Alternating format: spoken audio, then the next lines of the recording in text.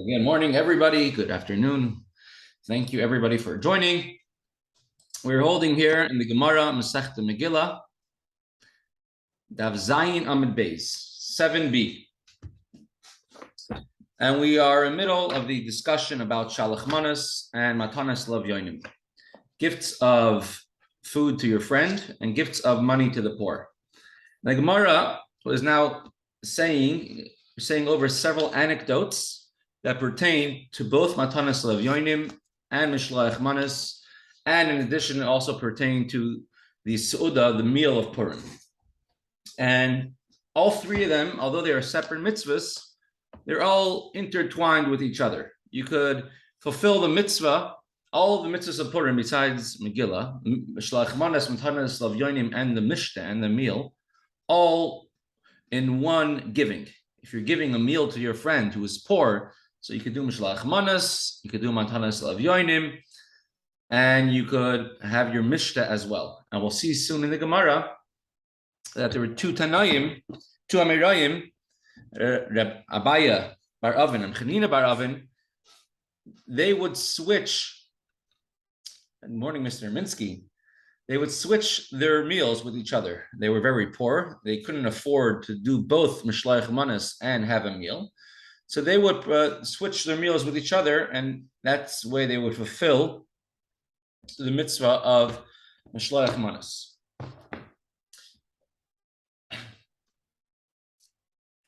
So we are in the middle of discussing the halacha Mishloach Manas, but let's do the next piece of Gemara. The next anecdote, the Gemara relates, Rabba Shaderle Lemari Barmar Biyad Abaya. Rabba sent Shalach Manas to Mari, the son of Mar, with a messenger. We learn from here that it's important that when you send Shalach Manas, it's best to use an intermediary. Send a messenger, because it says Manas, it should be a portion, should be something important, something of prestige. So it's important that you send a messenger when you give Shalach Manas. So the custom is that you send a messenger with somebody else. You send the Shalach Manas in the hands of someone else. So even though Abaya was a very great sage, very great scholar, Rabbah still used him to send the Shalach Manas, to say the message that you could use even an important person to do the mitzvah, because when it comes to the mitzvah, nobody is too important. So Rabbah sent Abaya to Mari bar Mar, Mari the son of Mar, and he sent him a Shalach Manas. But listen to the Shalach Manas. Very, very interesting one. Mole Taska de Kasba. Abaya was the nephew of Rabbah, and he was also his student. So he sent him a sack full of dates, kashva, I'm not sure in modern Hebrew, it's a similar word. Umale kasa de kamcha, and you have a cup full of kimcha de abshuna. Morning, Reb label, a cup full of roasted flour. It's flour that was ground, Rashi explains, from grain that became ripe very early, sort of like matzah grain.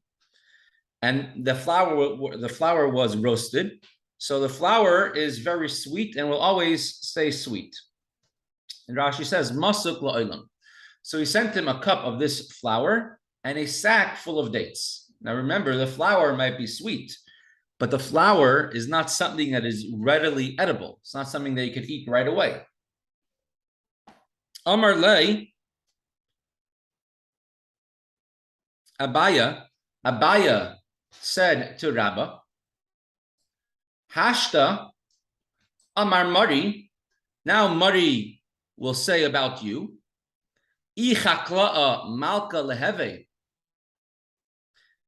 If a farmer becomes a king, Chakla'a is someone who has like a sharecropper, has a portion of land.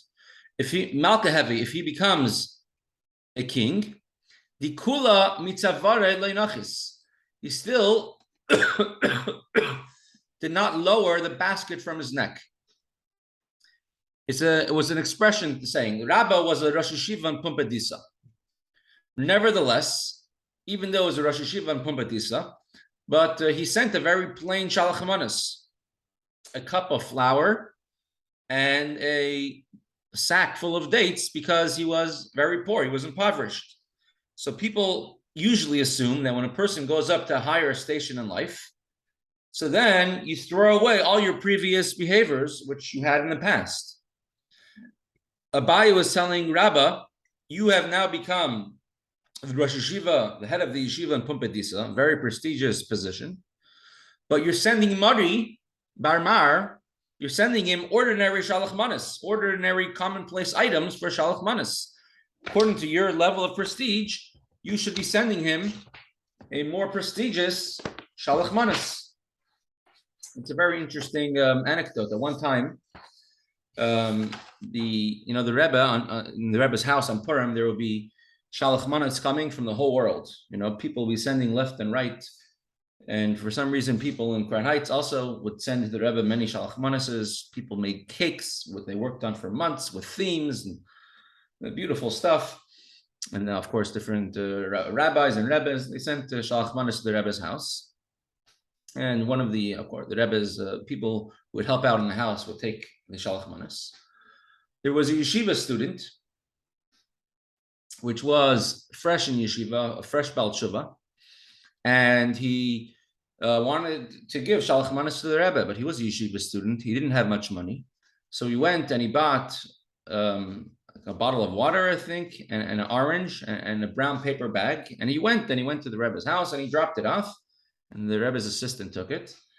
But what's interesting, when the Rebbe came home later on, and the Rebbe would have a Purim meal with the Rebbetzin, so then the Rebbe took specifically that shalach manas off the table. And the Rebbe brought it to the table, and I don't know if they used it or whatever it was.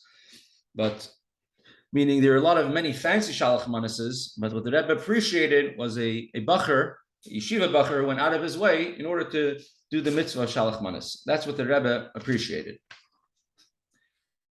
So Abaye was telling Rabbah that according to your station in life, you really should be giving a better shalach manas.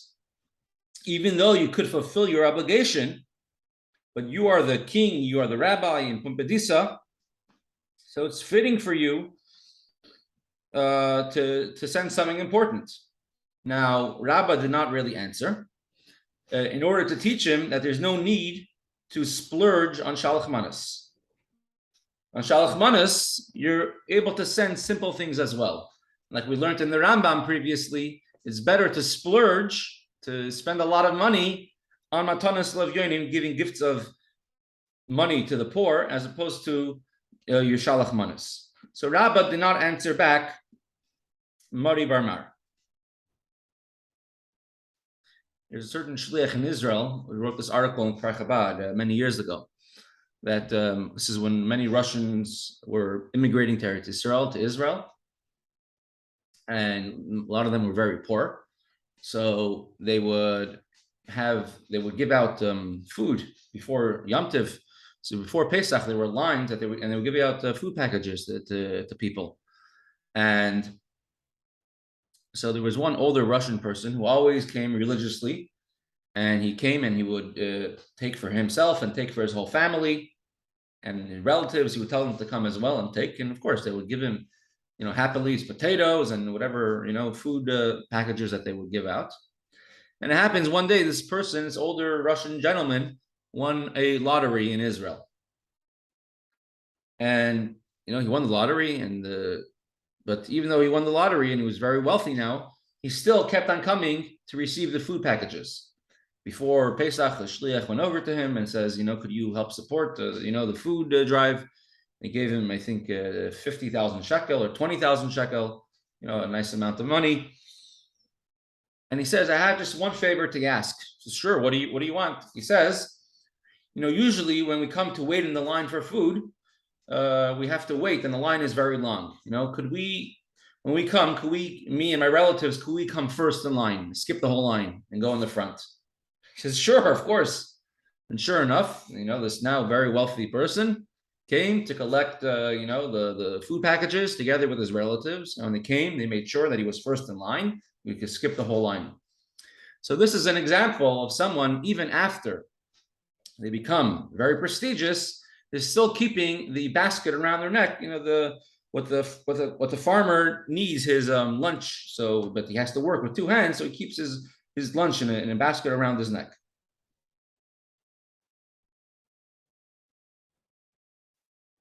Hadar. So Abaya goes and he delivers the shalach manas to Mari Barmar.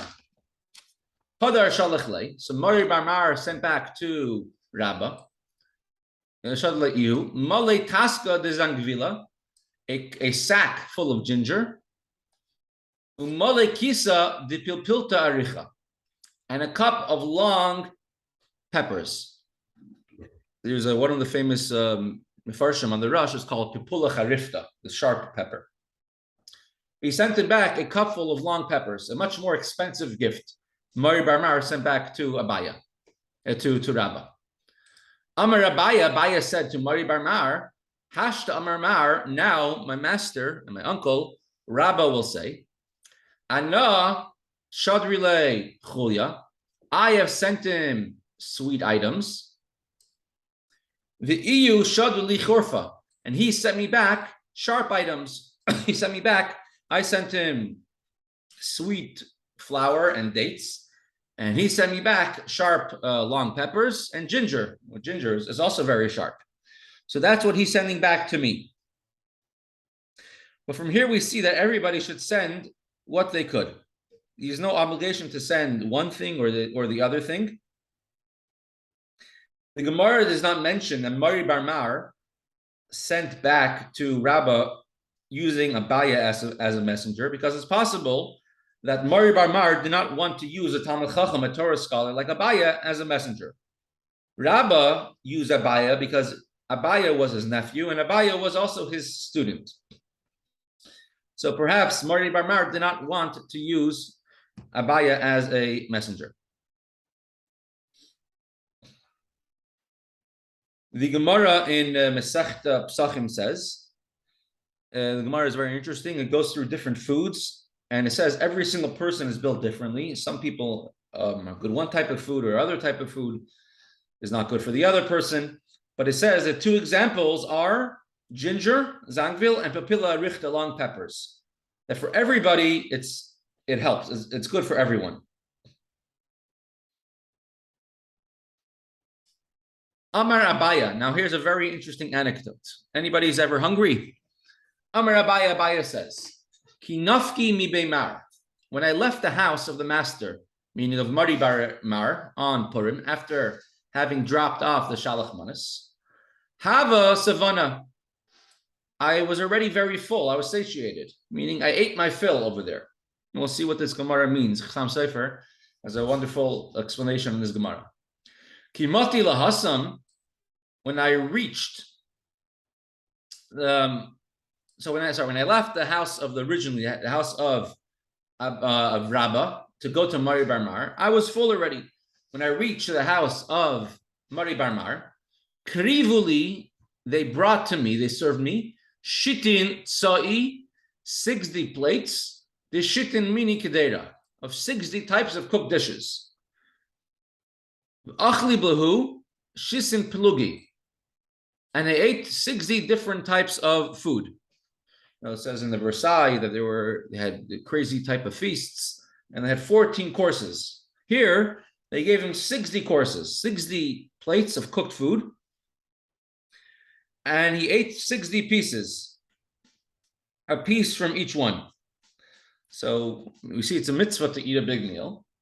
Uvishula basraisa, and the very last cooked dish that I ate, have a karule, they would call him Tzali Keder. Tzali Keder means a cooked pot, like a long cooking dish, sort of like a chalent, a slow cooking, long cooking dish. Pot roast, it would be a meat that's cooked in a, Rashi explains that it's cooked in its own juice without any water added onto it.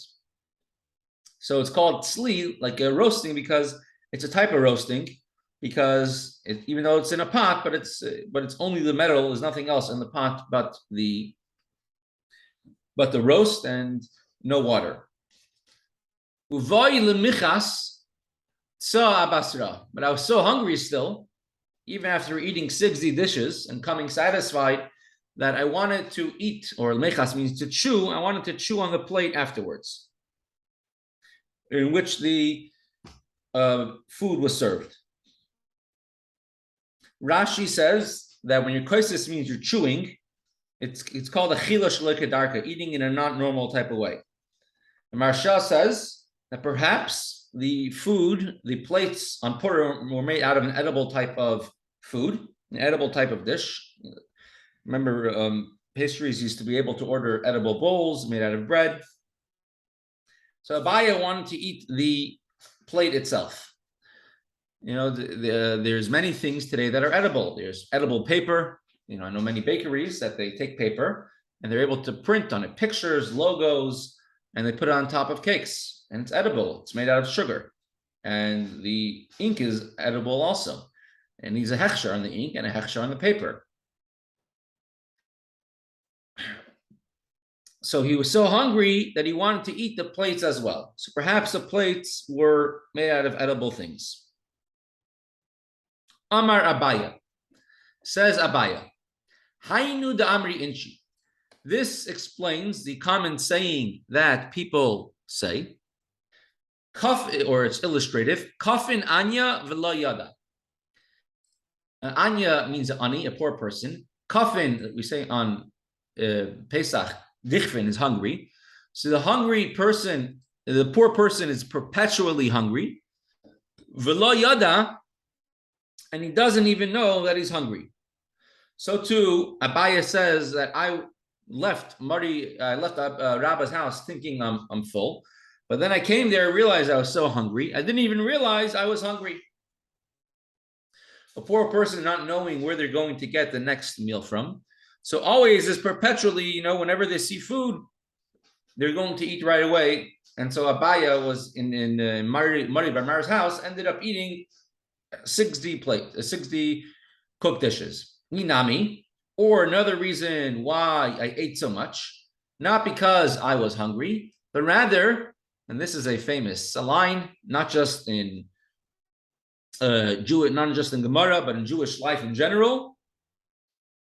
And Ravcha lebesima shchiach. There's always another shelf for dessert, for something sweet.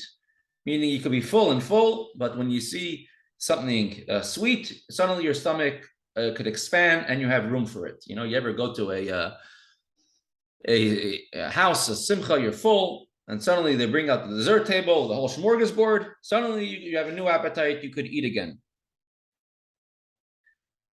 There's many halachas about this, for example, which has very many practical halachic differences. For example, if a person eats on Erev Yom Kippur, Erev Yom Kippur, you have to eat a large meal. If a person eats and overstuffs themselves, and now anything new they eat is called achila gasa. It's disgusting, but they're just putting food into their system. I had the opportunity once to see, I was in Kennywood many years ago, and there was a eating competition, speed eating. And you see people stuffing how many hot dogs they could eat, and it's not a very pretty sight to see. It's called achila gasa, eating, not to eat the food, not to enjoy the food, but to just stuff it down your throat. So if somebody eats that type of achila gasa on going into Yom Kippur after they're already full, from Erev Yom Kippur, it's not considered to be eating, and they don't get it on Yom Kippur because it's not derech achila, the way of eating. But if it's a dessert item, if it's like an ice cream or if it's something sweet, then they are eating on Yom Kippur because it's not achila gasa. Sweet foods and foods, even for people which are rich and used to eating sweet foods, but any type of good food which suddenly you have an appetite to eat is not considered achila gasa, a disgusting type of eating. And therefore they would, therefore it's considered to be eating if you would eat that on Yom Kippur, even if you're very full from before. Told Gemara, very interesting story. You ever heard a story like this? That people, Abaya, the great Abaya, mentioned thousands of times throughout Shas. And he's so hungry when he goes to Mari Bar Mar's house and he eats 60 plates. Sam Sofer, on the Moedeh Shana, on the Yom Tivs of the year, on Zayin Adar, he has a beautiful, wonderful way of explaining this whole Gemara, saying this whole Gemara is not literal. About this story of Abaya eating all these foods. He says it was not a literal thing. And he asks many different questions on this entire topic. But from there, he comes to the conclusion that it was not considered, that the story did not actually take place literally. Rather, the story, what happened was that when Abaya left the house of Rabbah, he thought he was full. What does it mean, full? Full of Torah. He was under the impression that I already accomplished everything, meaning I learned something and I'm very satisfied with what I achieved. I have a full measure of learning Torah. When Abaya came to the house of Mari Bar Mar, so Mari Bar Mar gave him 60 dishes. What are dishes? 60 dishes are 60 mesechtes, shit and mesechtes. There are 60 mesechtes of Gemara, more of Mishnayos. When in Gemara, there are 60 mesechtes in the original division of Shas. I think some are lost and some we still have, but they're divided into three. For example, three Babas, Baba Basra, Baba Kama, Baba Metzia, where it used to be one long mesechta, but there are 60 mesechtes of Gemara. Every mesechta of Gemara is considered to be a plate. Why? Because a plate meaning is you have another portion. Each one is a new idea, a new portion. Every mesechta has a different theme and a different topic. So he gave him 60 plates. In every mesechta, Mari Bar Mar taught Abaya something he did not know before. The very last mesechta they learned together was called Sli Keder, pot roast, which means sli, something which is roasted, which is Mesechta Psachim. They're discussing the Korban Pesach, and they're discussing the halacha if the Korban Pesach could be cooked plain in a pot without water. Is it considered to be roasting? Because a Korban Pesach must be roasted. So they're discussing if a Korban Pesach it's Sli Keder considered to be tzli, is a roasted in a pot considered to be proper roasting. As a matter of fact, if you look over there in Masechta Psachim Daf Mem Beis, I have it over here open. I might. No, I don't have it open here, but you see the opinions of the Gemara over there are Abaya and Mari Bar Mar. They're the ones, these two protagonists of this story are the ones who are having this discussion in Masechta Psachim if Sli Keder, if a pot roast is considered to be roasting or not. So since there's we know Shloshim Yom Koydem Achag, 30 days before Yom Tiv, we discussed the idea of the Yom Tiv. For example, we know we're 30 days before Yitas Kislev. We should already start getting ready for Yitas Kislev. So since Purim is 30 days before Yudalid Nisan, the day you bring the Korban Pesach, so Mari Bar Mar, he wanted to eat the plate also. He wanted to discuss the entire Masechta Psachim, not just the halacha about Tzli Kedar, about roasting the Korban Pesach, but he wanted to continue and eat the entire plate, meaning he wanted to discuss the entire Masechta. And however, since it's still Purim after all in the world, it's not yet Pesach, not even, it's still after Yom Tov of Pesach. So therefore, Mari Bar Mar only gave him the mechas to chew on it, not to give him the full learning of, not to fully delve into the idea of Korban Pesach quite yet at that point. And Chassam Sofer has beautiful lessons from this. He says for 2 reasons. Hey, Dovi. So, I was having to fix up the internet, and now I'm successfully online. Are you able to read on the screen, or it's too small for you?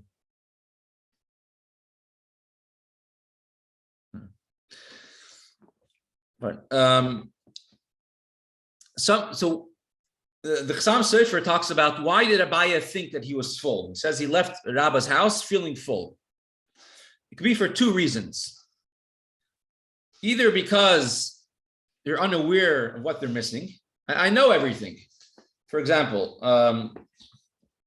is a story of Remendel Futterfass. I'm sure many of you are familiar with him. So Remendel Futterfass was, a great chassid, was arrested in Siberia for many years. A very, very wise person. And so Remendel Futterfass,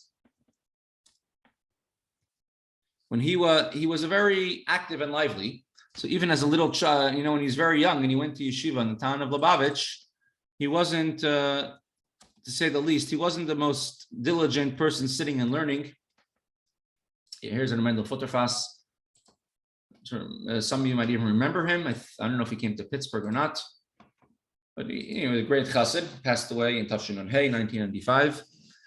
And he was very jumpy and very, he wasn't so settled, but he had a very good head. But there was one time he used to stay up every Thursday night and learn a little bit, and then Dreizach around a little bit. And so there was one Thursday night where he was up the entire night, and then the next day he was called over by one of the Anhala of the yeshiva, one of the running the yeshiva. His name was Reb Chatzvi Fagin, and he told him that you're going to be kicked out of yeshiva. He said, why? He says, because you're not, learning properly. He says, no. He said, don't kick him out of yeshiva. So he cut a deal with him, and he says, if you, tonight, on Friday night, Shabbos morning, and you come over to me, learn the entire Chassidish Parsha, learn the Likutei Torah of the week, and if you know it well, Shabbos morning, so then it could keep you in yeshiva. So Remendel Futterfass, who was already up the whole Thursday night, ended up staying up the entire Friday night, learning the Likutei Torah of the week. And then Shabbos morning, he came to Reb Chatzvi Fagin, and he learned it with him, and he knew it very well inside out. He understood it very well. So after testing him on it, Reb Chatzvi Fagin asked him, tell me, why don't you learn Chassidus? You have such a good head, and you have such abilities. Why don't you learn Chassidus? And so he told him, because to me, it sounds all the same. You have an or, you have a kli, you have one level, another level. It sounds all the same to me. So Reb Chatzvi Fagin told him, it sounds like, a little child goes to his father and he says, what are you sitting and learning so many hours every day? I just learned the Hatzvi-Bais. I know everything you know. For the child, he thinks he knows everything the father knows. The child can't even fathom the idea. There's a question, a Gemara, a Svara. So he says, in Chassidus, if you're saying it's Allah or Nakeli, it's like the child saying, oh, I know everything that my father knows because it's Hatzvi-Bais. So one way of being satisfied is saying, I'm not even aware that there's more what to know. Or he's unaware of the depth of Torah. So Abaya said two statements afterwards. Abaya said, after I went to the house of Mari Bar Mar, he said two statements. One is, the poor people have no idea how hungry they are. That counteracts the first one, meaning being unaware of their own ignorance. A poor person does not know when they're hungry, meaning a person who is ignorant in Torah does not realize their own ignorance, just like a poor person does not recognize how hungry they actually are until they're given the opportunity to suddenly eat food. The second statement was, there's room in the stomach for dessert, for something sweet. Torah itself is endless. It's endless depth. It's always possible to uncover a deeper and deeper explanations in Torah. It's a many, many layers, a never-ending onion. You could always find many layers in Torah to explain Pshat, Remez, Rush, Soy, the four basic levels, the simple meaning, the hints, the explanations, the secrets of the Torah. I'm sure there's many Soidas over here, but it's actually a very interesting anecdote. It's 11:30. We'll continue to Kuntres Umaayon. This saying in the Gemara is brought down twice. Once over here in Masech Megillah Daf Zayin Amud Beis, and the second place is brought down. I don't. I can tell you exactly where it is. We'll find it on the screen. It's Erevin, Daf Hatzvi-Bais, 82. And the same thing is brought down. Ravcha levesima shchiach. Let's just find it. Maybe it's on Daf Beis. Maybe it's on Amud Beis. Ravcha levesima shchiach.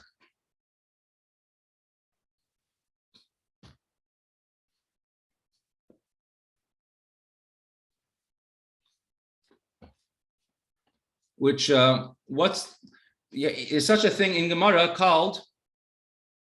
Let me just put this up. Called simanim, a way to remember Gemaras.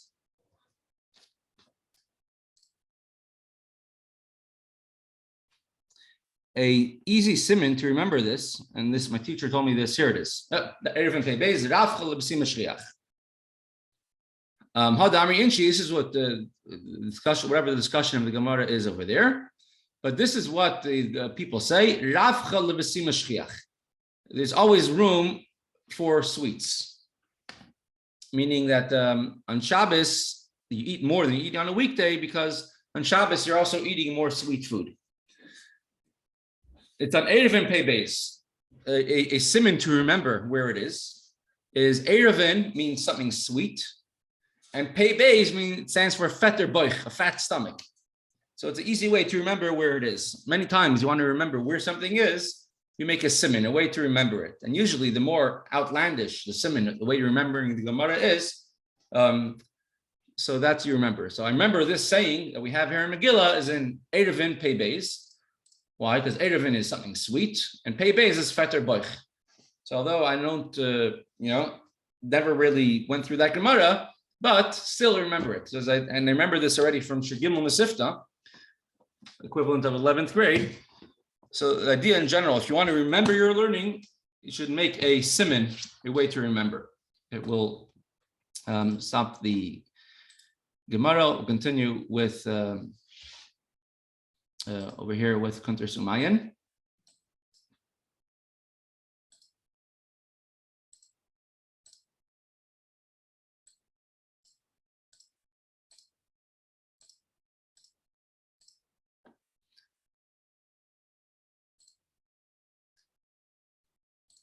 A second.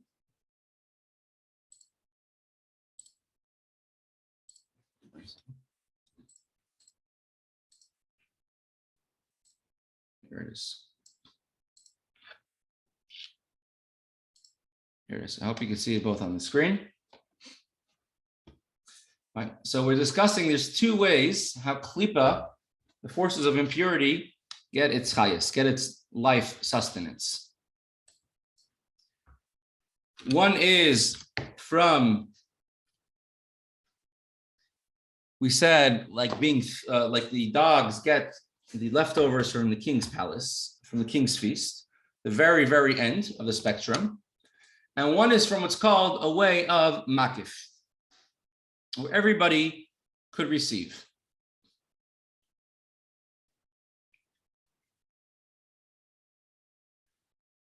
What's the idea of makif? Let's say you have a guy like Einstein giving a class, and he's giving a class to a mixed crowd. So, and he gives a class on, I don't know, quantum physics, something deep. Is mechanics of relativity, something really deep, and it goes far above everybody's head. So over there, it went across everybody's head equally in the same way. Because nobody understood it. I mean, everybody saw it, everybody heard it. Nobody understood a word what he was saying. Because for everyone, it's the same exact thing. Makif is a similar idea. It's such a great light of Hashem. It's way beyond Kedusha, way beyond creation.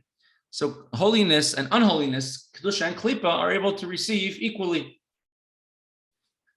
So the second way that klipa, forces of impurity, can receive life and sustenance is from the sources from the makif.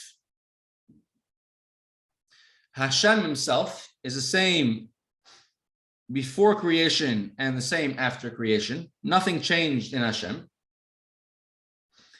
And Hashem has so much patience with the worlds. It says that there are all these generations from Noach till Avram. How did Hashem make the world exist? Hashem made the world exist only with Erech Apayim, great patience, meaning Arech Anpin, the level of Keser, the level of Ein Sof, the infinite level of godliness. And there's a level of godliness called Mamale, a lower level of godliness where a mitzvah and an avera makes a difference to Hashem. If I do a mitzvah, Hashem enjoys, Hashem is happy. If I do an avera, Hashem does not, Hashem is upset. There's a higher level called Makif. Makif is where everything is equal. If someone shechs from the front of the neck or the back of the neck, this level of Ein Sof, the infinite light of Hashem, so does not make a difference. What the person does is all equal to that level of godliness. Obviously, the essence of Hashem, there you have Bechira Chavshis, the choice that of Yidden and Hashem. When you do a mitzvah, Mesiras Nefesh, you reach the essence of Hashem. But the generations which were from Noach until Avraham, although they were above creation,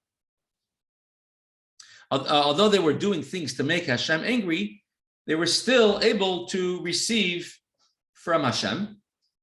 And the very last line it says, over there in this level, everything is equal. There the works of man are not relevant. And everybody could receive from there. Even the wicked people going against the will of Hashem, can receive from this level of makif. Sort of like Einstein speaking to the crowd and everybody gets it the same. This level of makif is by everyone the same. It also does not go, it stays makif. No one internalizes it, not kedusha, not klipa, but everybody receives equally holiness, unholiness. Everyone receives equally from this level of makif in an external fashion. And this is what our sages of blessed memory have said. Amar Rabbi Yeshua ben Levi, says Rabbi Yeshua ben Levi, Hani chaflav hoidu keneged mi. These 26 hoidus that we say. If we look over here in Tehillim, chapter 136, we say this every single Shabbos. It's called the Hallel HaGadol, the big Hallel. We say it by the Seder also.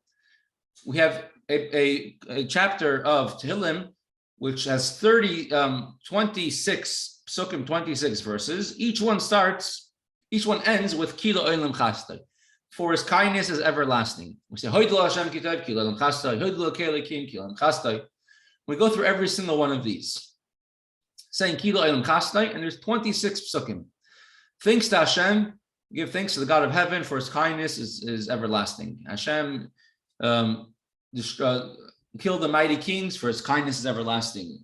Sichain, the king of Murdi, his kindness is everlasting. Og, the king of Bashan, his kindness is everlasting.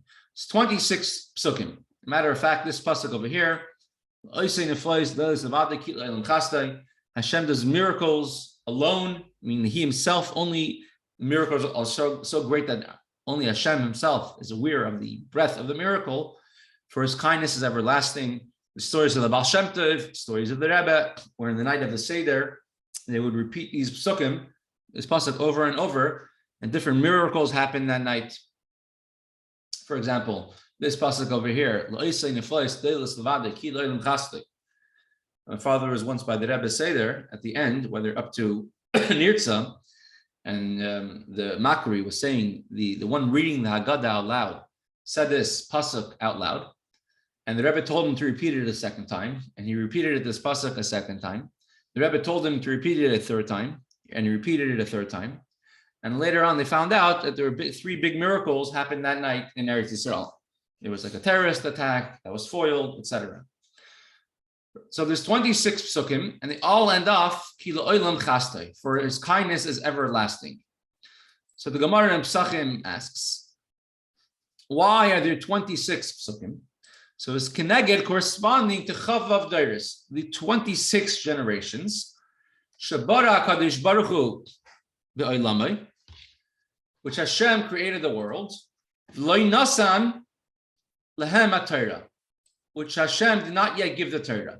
The entire world created is Beis Reishis for the Jewish people and for the Torah, for the Jewish people to fulfill the Torah in the world. That's the purpose of creation.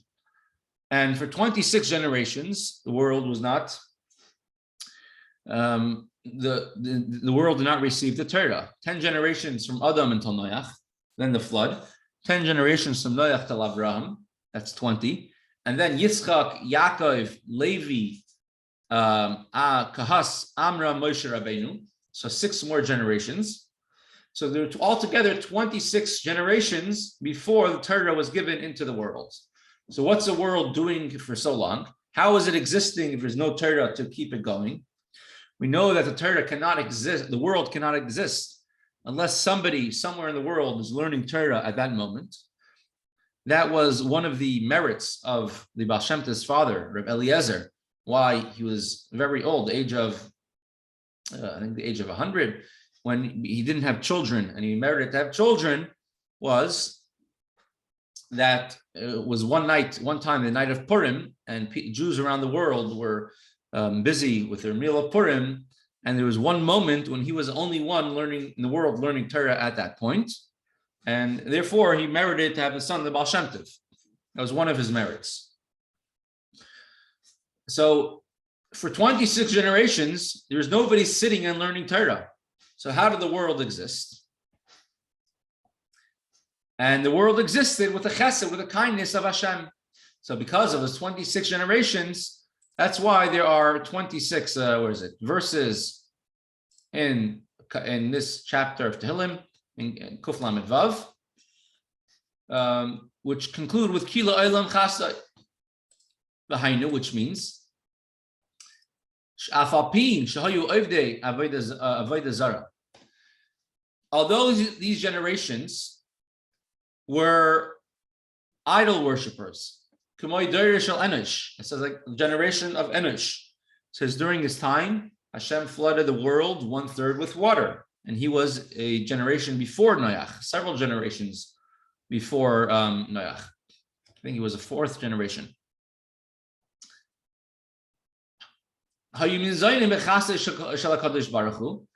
The world was being sustained through the kindness of Hashem. From the level of Arich, the level of Keser, the level of Rav Chesed that we say in the Yud Gimel Midas Rachamim in the 13 attributes of mercy. And this is how the world was being sustained.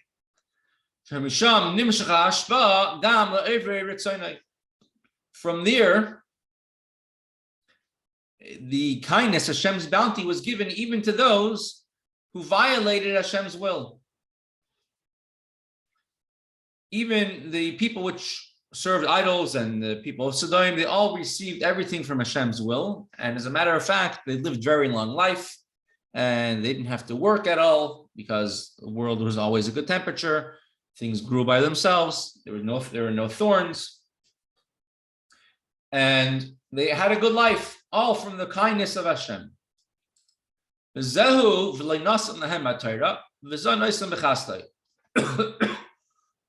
is what it means that Hashem did not give them the Torah, and Hashem supported them with his chesed, with his kindness, all these generations. According to the Torah, they did not deserve anything. They don't deserve to have any kindness from Hashem according to the Torah. Because the Torah derives itself from Hashem's chachma, the level of chachma, which is the top of all the world of Atzilus, the top of the levels of progression of the worlds. Being that wisdom is a creation of Hashem, so automatically there is a limit to the chachma. So Chachma is not going to say, wisdom will not say, give someone even though they're undeserving. They'll say, this person doesn't deserve, it's going to stop. We can't give them forever. We can't support this type of behavior forever. So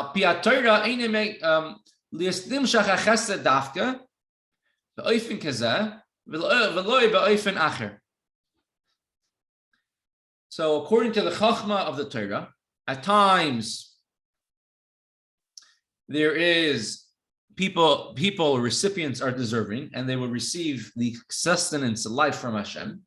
At times they'll be undeserving, and therefore they will not receive their sustenance from Hashem. When one does the will of Hashem, they will receive kindness from Hashem if they're listening to what it says in the Torah.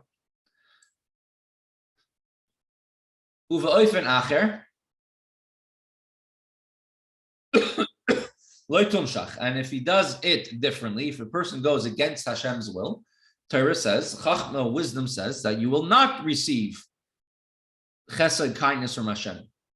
But the first 26 generations of creation before the Torah was given, although they went against the will of Hashem, the generation of the flood, of the tower of the Daraflaga, the generation of Sodom, they were idol worshippers, Nimrod, etc.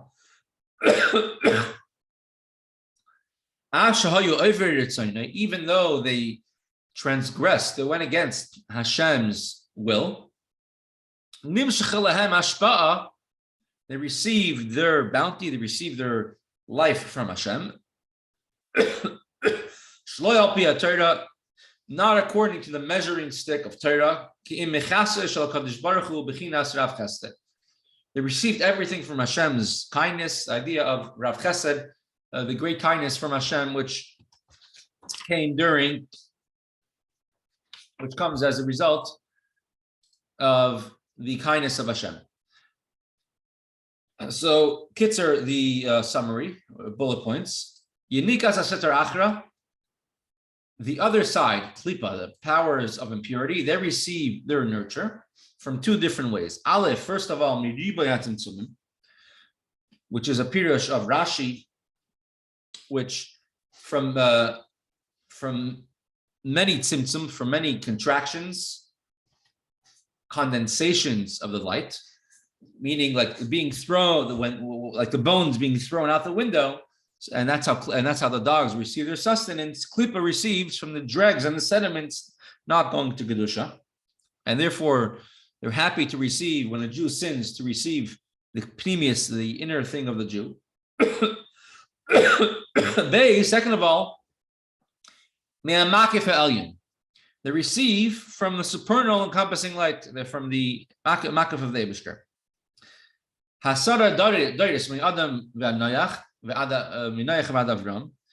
There were the generations, 10 generations from Adam to Noach, Noach to Avraham. They were fed through Hashem's kindness, which is a level of Erech Apayim, the level of Erech Anpin, the level of Keser, which corresponds to the infinite light of Hashem, which is Orin Soif Shalamayla Meishtalshalis, Hashem's infinite, transcendent, untouched light, untouched by mortals. The Ein Maisa Tachtonim Negeya, a level where the actions of someone who is, how they act is not important. It doesn't have an effect in this level. And therefore they receive their nurture, not through the measure of the Torah, but rather from Hashem's kindness. So this explains Klippa, how Klippa receives its nurture. There's two ways, and this is a pirush of the Radak, which says that a person will receive extra because they sin. So far, we laid out the blueprint. There's two ways Klippa receives chayas. One is from the end of the dregs, the leftovers of the system, and one is from an infinite level of godliness, which over there, they give everybody, doesn't matter who and what they are, it doesn't take actions into account. chapter 2. So to explain more about this Rav Chesed idea, the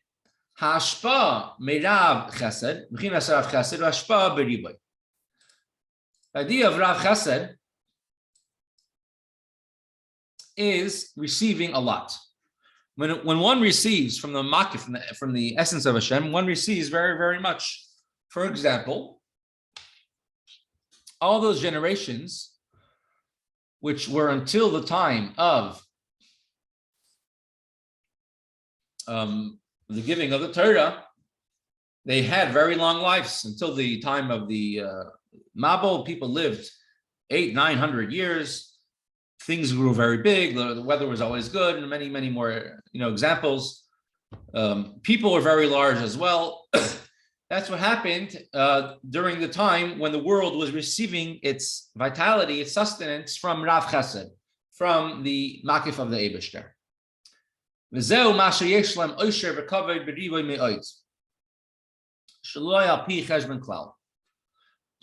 It also explains why sometimes people who sin, people who do the wrong things, can become very successful, and they have a lot of wealth and a lot of honor, and they have so much they don't know what to do with it.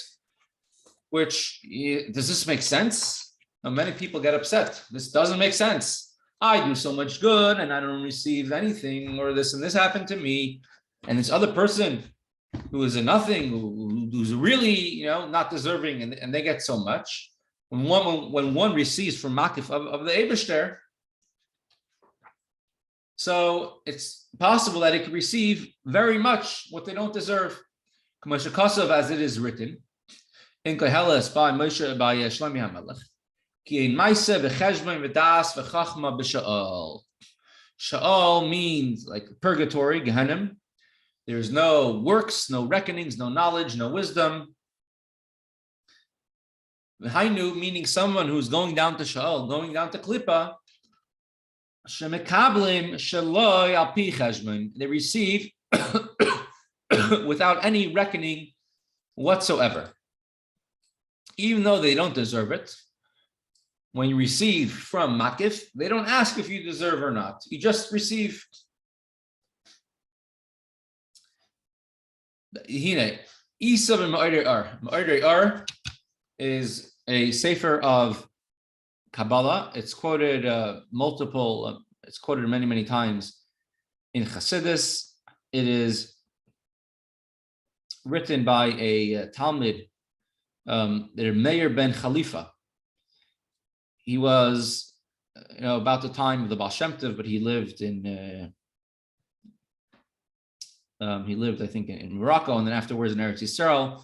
But he was a big, a Mekubal, a very big Kabbalist,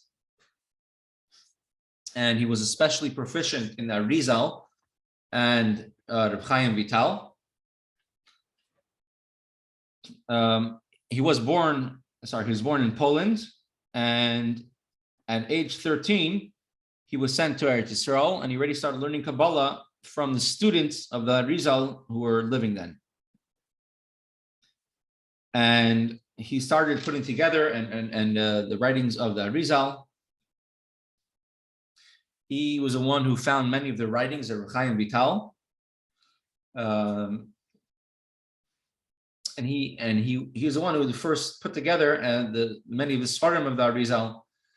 He traveled back to Poland eventually, but he stopped in Damascus by Reb Chaim Vital's son, Reb Shmuel Vital, and he went to Turkey where he met other Mikubalim, and the whole time he's getting ready. He went back to Poland for 3 years, and then afterwards he came back to Eretz Yisrael, and he passed away at a very young age, at the age of 38.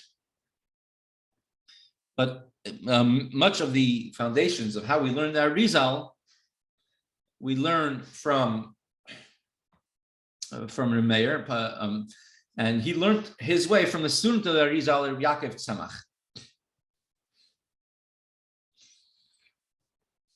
He was the one who put together, you could say, the Sfarim of the Eitz Chaim, which is many of the Sfarim of the Arizal.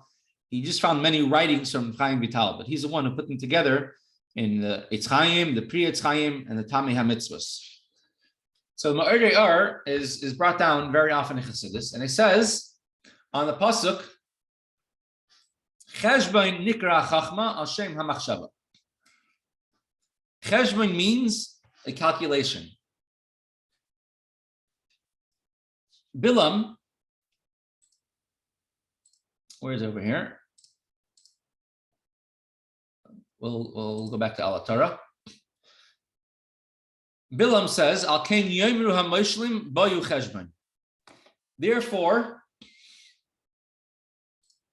the moshlim, this is matis.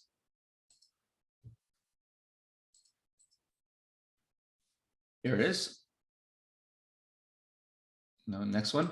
Moshlim are the prophets, the ones who make mashalim. Al ken yemra moshlim bayu cheshbon tikanim zkanim erzichain.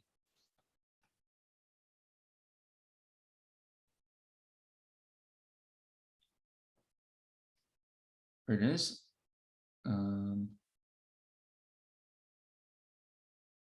Oh, it's further on. Oh, it's a Parshas Matis. It says the Moshlim, the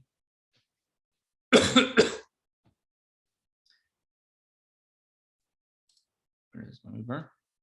Chaf Aleph.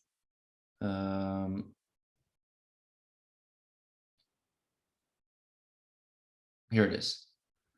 It's talking about when the Jews had a war with the Amori and they conquered it.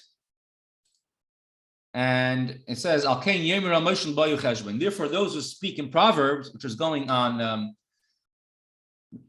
Bilam, bayu cheshbon tikapanim zikanim ir sichon. Come to Cheshbon, let the city of Sichon be built and established. So Moshlim, the prophets are saying, bayu cheshbon.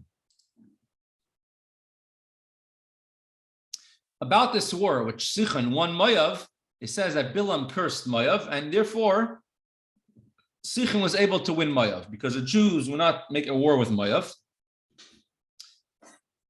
Sichon was a very giant king. He was a very powerful king. He wanted to conquer he wanted to conquer Moav, and he wasn't able to conquer. He hired Bilam to curse Moav, and afterwards Sichon was able to conquer Moav. And then afterwards, when the Jews came and were camping outside of Moav, so then Balak, the king of Moav, went and he hired Bilam, the one who cursed him, who cursed his nation, to in turn curse the Jews, and ended up being that Hashem made them. The curses became blessings. But as the Moshlim, the ones who make parables, say, which is going on Bilam and Ba'ar, his father, they were the prophets of the non-Jews, and they said, "Come to Cheshbon." Come to Cheshbon means come to Cheshbon, which is a capital city of Midian, of Moav, and he's told Sichon, come and conquer Cheshbon. So Sichon eventually conquered Cheshbon as a result of the curses of Bilam, and therefore,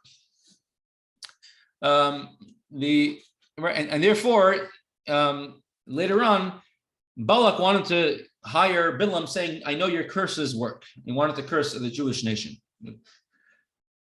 So in Ma'arei Ar, he translates this pasuk a little differently. He says, Cheshbon is the name of the city, but Cheshbon also means a calculation. Cheshbon, Chachma is called Cheshbon.